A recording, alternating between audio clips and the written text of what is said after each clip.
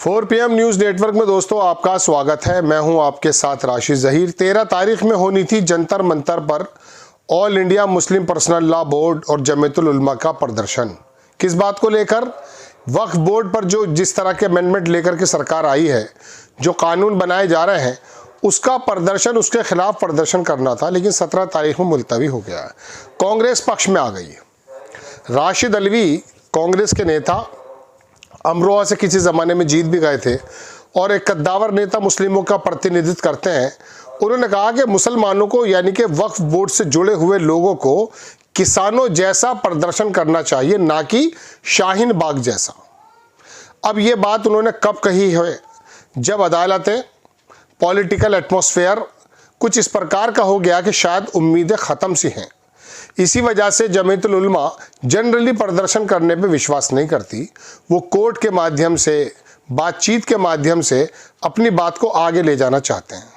बहुत सोफिस्टिकेटेड तरीके से आज़ादी के पहले से बने हुए संगठन ने आज तक भी देश में कोई ऐसी गतिविधियां नहीं की हैं जिससे देश की एकाग्रता भंग हो, संविधान के धाराओं के कोई परखच्चे उड़ जाएं, यात्राएं नहीं निकाली हैं, तलवारें और भाले लेकर के सड़कों पे नहीं उतरे हैं। बहुत ही महज़्ज़ब तरीके से, बहुत सोफिस्टिकेटेड तरीके से अपने बातों को रखते हैं। मजबूर हो गए दिल्ली के जंतर मंतर पे आना। कांग्रेस का इस प्रकार से कहना मैं फ़ौरन समझ गया था कि शायद भारतीय जनता पार्टी इस वाले मौके को फ़ौरन झपट लेगी। कांग्रेस अगर वक्फ बोर्ड के पक्ष में पूरी तरह से उतरती है तो ये कह देंगे कि साहब देखिए, ये जो है तुष्टीकरण की राजनीति करते हैं और ये कांग्रेस जो है ये बेसिकली देश की पार्टी ना होकर एक सिर्फ मुस्लिम समाज की पार्टी है। हालांकि राहुल गांधी तमाम बंधनों को तोड़ते हुए कई बार विशेष समुदाय, मुस्लिम समुदाय के पक्ष में बोलते हुए नजर आए। ऐसे माहौल में कि जब मुस्लिमों के पक्ष में बोलना इतना ज़्यादा जोखिम भरा है कि उसका पॉलिटिकल पूरा जीवन भी ख़त्म हो सकता है, ऐसे समय में बोलना तो बड़ी बात है। राशिद अलवी कांग्रेस की पूरी जबान तो नहीं कही जा सकती, लेकिन लोगों ने कहना शुरू कर दिया है कि देखिए, कांग्रेस जो है उग्र करना चाहती है मुस्लिम समुदाय को। मुस्लिम समुदाय को उग्र करने के लिए तो आपके ही काम काफ़ी हैं। जब संभल में सीओ आकर के इस प्रकार की भद्दी टिप्पणियां करने लगे, उस पर तो कार्रवाई होती नहीं है, लेकिन मुजफ्फरनगर में कोई बंदा अगर उसको 52 हफ्तों में जुमे के अलावा साल में 1 या 2 ईद याद दिला देता है तो उसको जेल के पीछे डाल देते हैं। जब माहौल इस प्रकार का हो तो ऐसे समय में दर्शकों को बहुत ज़्यादा सोचकर बोलना पड़ता है। खैर, मैं आपको खबर दिखाता हूँ और ये भी दिखाऊँगा आपको कि आखिरकार भारतीय जनता पार्टी से जुड़े हुए संस्थानों ने कांग्रेस के इस बयान को कैसे लपक लिया है। पहले आप थोड़ा राशिद अलवी का ये बयान देखें आप।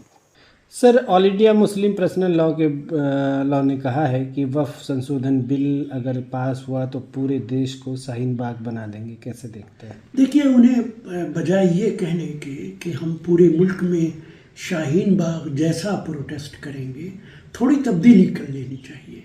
प्रोटेस्ट करना उनका हक है, सबका हक है। अब देश के अंदर लोकतंत्र है, चाहे वो नाम ही का लोकतंत्र है, लेकिन संविधान हक देता है कि प्रोटेस्ट कर सके। उन्हें कहना चाहिए कि जिस तरीके से देश के अंदर हमारे किसान भाइयों ने प्रोटेस्ट किया था, 2-2 साल सड़कें बंद रखी थी, 2-2 साल सड़कों पर धरना दिया था, कहें कि किसानों की तरह का प्रोटेस्ट करेंगे। ये बयान आपने सुन लिया। अखबार लिखता है कि राशिद अलवी ने कांग्रेस और राहुल गांधी की टूल किट लीक। देखिए क्या बात कह रहे हैं। किसानों के जब प्रदर्शन चल रहा था, जब ये टूल किट आया था, मुस्लिमों को किसानों की तर्ज पर भड़काने का षड्यंत्र, ये लिखना शुरू कर दिया आप गोदी मीडिया से जुड़े हुए लोगों ने। इसके बारे में मैं पूरी बात तो पढ़ना नहीं चाहता, चूँकि ये इस लायक नहीं है कि इसको पढ़ा जाए, लेकिन फिर भी इसकी अहम जो मोटे मोटे पहलू हैं वो मैं आपको दिखाना चाहता हूँ। ANI ने इसको छापा है, पूरा बयान भी आपने देख लिया है। अखबार लिखता है कि Congress leader Rashid Alvi supports Muslim personal law board protest against Waqf bill. अब उन्होंने आगे यही कह दिया इसी पूरी खबर में कि साहब दरअसल बात यह है कि ये किसानों की तरह अगर करेंगे तो कुछ फ़ायदा हो पाएगा। लेकिन मैं आपसे ये पूछना चाहता हूँ दोस्तों कि ये वक्फ बोर्ड को अगर किसानों जैसा मुद्दा बना करके मुस्लिम समुदाय सड़कों पर उतर आता है तो जैसे किसान आंदोलन को तमाम वर्गों का समर्थन मिला सिवाय आरएसएस और भारतीय जनता पार्टी के टूल किट के, क्या वक्फ बोर्ड के संबंध में भी तमाम लोग ऐसे आ जाएंगे? अभी तो खाली राशिद अल्वी बोले हैं, जैसा आपने सुना है। कांग्रेस ने खुला स्टैंड नहीं लिया है। तो हाल ये हो गए हैं कि गोदी मीडिया ने कह दिया कि मुसलमानों को भड़काना चाहती है कांग्रेस।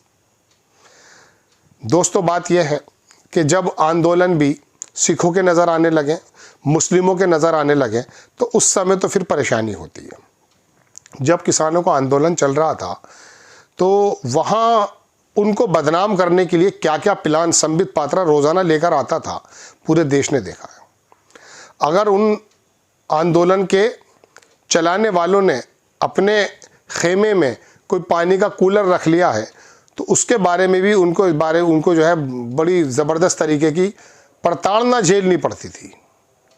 कभी एसी दिखा देते थे, कभी सीधा कनाडा से सिखों से, और मतलब मालूम नहीं कहाँ से उनका तार जोड़ा नहीं गया।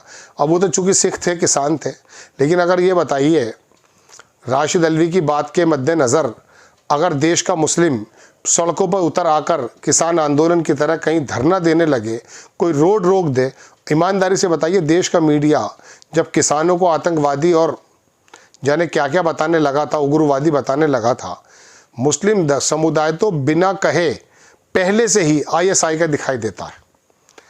मैं एक बार एक चैनल की खबर थी, मैं न्यूज़ चैनल में काम करता था, वहाँ एक महिला की 5 टुकड़े कर दिए गए, सर गायब था। जिस चैनल में मैं काम करता था उस चैनल के सर्वे फ़ौरन आ गए, मतलब बड़े पत्रकार जो नोएडा से आते हैं, बागड़ बिल्ले, और वहाँ आकर के वो आदमी सिर्फ ये पता करने लगा कि दरअसल इस महिला की गर्दन काटने में HM, ये कहते हैं हिंदू मुस्लिम है या नहीं। जब उसे मालूम पड़ा, यहाँ के लोकल SSP थे, मैंने उनसे पूछा, बोले मैं उसी थाने में जा रहा हूँ, आप आ जाइए। तो वहाँ पता ये चला कि उसके अंदर हिंदू मुस्लिम वाला कोई वो नहीं है। वो बंदा बिना खबर किए ही फ़ौरन चला गया। कहाँ? हरियाणा में किसी मुस्लिम लड़के ने किसी एक लड़की के गोली मार दी थी, आपस में उनका अफेयर था, वो वहाँ जाके चीखने लगा। तो मुझे लगा ये कि गंदगी बखेरने यहाँ आया था। अब ऐसे आंदोलन पर कांग्रेस के नेता ने अगर ये बात कह दी और ये रोड पर उतर आए, ईमानदारी से बताइए ये जो टूल किट बीजेपी के, आरएसएस के और गोदी मीडिया के हैं, ये पूरे देश के मुसलमानों को क्या बना देगा। दूसरी बात, कांग्रेस के राशिद अल्वी ने तो ही बात कही है, राहुल गांधी ने तो नहीं कही अभी है। वक्फ बोर्ड पर जिस प्रकार से जो मुस्लिम लोग थे पुराने, जिन्होंने अपनी जगहों में से, अपनी जायदाद में से कुछ जगहें दे करके मुस्लिम बच्चों की थोड़ी रिलीजियस धार्मिक शिक्षा का इंतज़ाम कर दिया, कब्रिस्तान, मस्जिदें, मदरसे बना दिए, उस पर भी आपकी नज़र है। अब बात यह है कि इन्होंने कहना भी शुरू कर दिया कि देश के अंदर ये जो है कांग्रेस करना चाहती है। अभी तो राशिद अल्वी बोला है, देखिए क्या हुआ है। वो एक शेर है ना कि अभी तो आया हूँ बज़्म में, अभी कहाँ बोला, अभी से होश उड़े मसलहत पसंद लोगों के। कहने का मतलब दोस्तों यह है कि यहाँ तो खबर देने वाला हो, खबर सुनने वाला हो, उसका नाम, उसकी वेशभूषा, इस पर पहली नज़र जाती है। इस पर नज़र नहीं जाती कि वो खबर क्या दे रहा है। देख लीजिएगा आप, इन्होंने पत्रकारों को भी, दरअसल आम लोगों ने, राजनीतिक पार्टियों ने किया है और पत्रकारों ने खुद भी किया है। पत्रकार पहले पत्रकार होता था, पत्र का मतलब कोई खबर, वो देने का उसका काम होता था, लेकिन उसने प्रोपेगेंडे और एजेंडे बना लिए खबर देने की जगह, तो फिर इसको भी बांट दिया गया। और आज ये सुनते हैं कि सुधीर चौधरी कह रहा तो ये अपना आदमी है, रवीश पांडे अगर रवीश कुमार करता तो ये उनका आदमी है, बल्कि रवीश कुमार को तो रवीशुद्दीन पांडे कर दिया, मैं आपको कई बार बता चुका हूँ। तो कांग्रेस खुलकर तो नहीं बोली, लेकिन राशिद अल्वी के बोलते के साथ ही पता चल गया। और वक्फ बोर्ड वाले अगर किसानों के मद्देनज़र ये आंदोलन करते हैं, ईमानदारी से बताइए बीजेपी और आरएसएस के हाथ में कितना बड़ा मुद्दा मिल जाएगा।